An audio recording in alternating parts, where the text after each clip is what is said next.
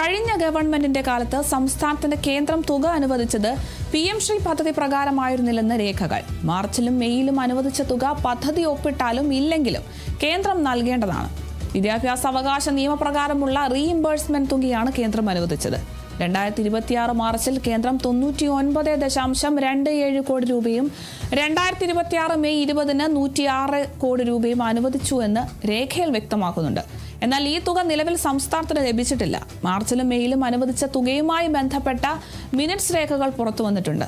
PM Shri പദ്ധതിയിൽ ഒപ്പിട്ടാലും ഇല്ലെങ്കിലും കേന്ദ്രം നൽകേണ്ട തുകയാണിത്.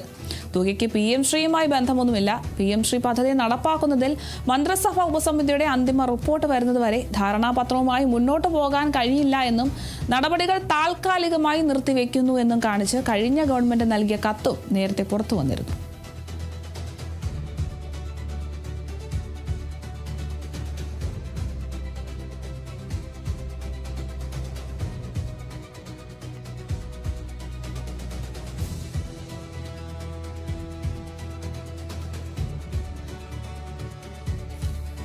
കഴിഞ്ഞ ഗവൺമെന്റിന്റെ കാലത്ത് സംസ്ഥാനത്തിന് കേന്ദ്രം തുക അനുവദിച്ചിരുന്നു. പക്ഷെ അത് PM ശ്രീ പദ്ധതി പ്രകാരമായിരുന്നില്ല എന്ന് തെളിയിക്കുന്ന രേഖകൾ ഇപ്പോൾ പുറത്തു വന്നിരിക്കുന്നു.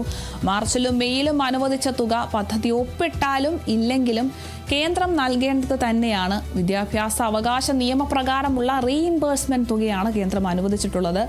2026 മാർച്ചിൽ കേന്ദ്രം 99.27 കോടി രൂപയും 2026 മെയ് 20-ന് 106 കോടി രൂപയും അനുവദിച്ചു എന്നും രേഖയിൽ വ്യക്തമാക്കുന്നുണ്ട്. ഈ ഒരു രേഖ ഇപ്പോൾ പുറത്തു വന്നിരിക്കുകയാണ്.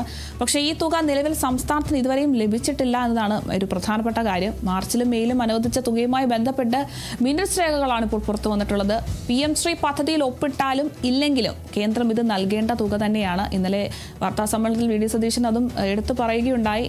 ഈ ഒരു PM ശ്രീ പദ്ധതിയുമായി മുന്നോട്ട് പോകാൻ ഈ UDF സർക്കാർ നിർബന്ധിതരായിരിക്കുകയാണ്. അതിന്റെ കാരണം ഇതിനു മുൻപ് ഭരിച്ച സർക്കാർ ഈ ഒരു പദ്ധതിയിൽ ഒപ്പിട്ടിരിക്കുന്നു.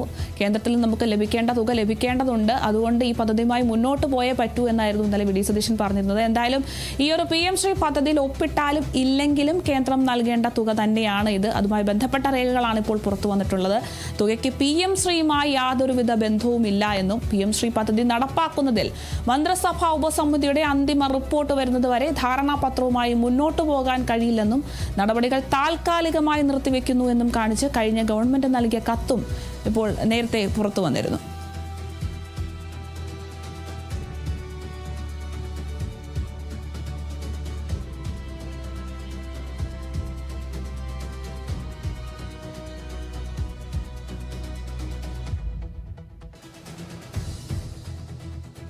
PM ശ്രീ വിവാദത്തിൽ പ്രതികരണവുമായി കേന്ദ്രമന്ത്രി സുരേഷ് ഗോപി. PM ശ്രീ പദ്ധതി മറ്റ് സംസ്ഥാനങ്ങളിൽ നടപ്പാക്കി ഒപ്പിട്ടില്ല എന്നൊക്കെ പറയുന്നത് വാദപ്രതിവാദങ്ങൾ മാത്രമാണെന്നും PM ശ്രീ നടപ്പാക്കിയാൽ അത് കുഞ്ഞുങ്ങൾക്ക് ഉപകരിക്കുമെന്നും ഒപ്പിട്ടോ ഇല്ലയോ എന്നത് തനിക്ക് അറിയില്ല എന്നും സുരേഷ് ഗോപി പറഞ്ഞു.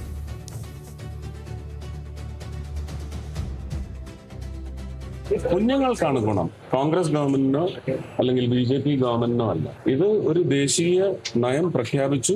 അത് മിക്കവാറും സംസ്ഥാനങ്ങളിലെല്ലാം അത് നടപ്പിലായി. ഇവിടെയും അത് ഒപ്പിട്ടില്ല എന്നൊക്കെ പറയുന്ന വാദപ്രതിവാദങ്ങളാണ് നടന്നുകൊണ്ടിരിക്കുന്നത്. പക്ഷേ കുഞ്ഞുങ്ങളുടെ ഭാവി ജീവിതത്തെ ഇതൊന്നും ബാധിച്ചില്ല. ആ തരത്തിൽ മുഖ്യമന്ത്രി ഒരു നടപടി സ്വീകരിച്ചിട്ടുണ്ടെങ്കിൽ അത് സ്വാഗതാർഹമാണ്, നല്ല കാര്യമാണ്.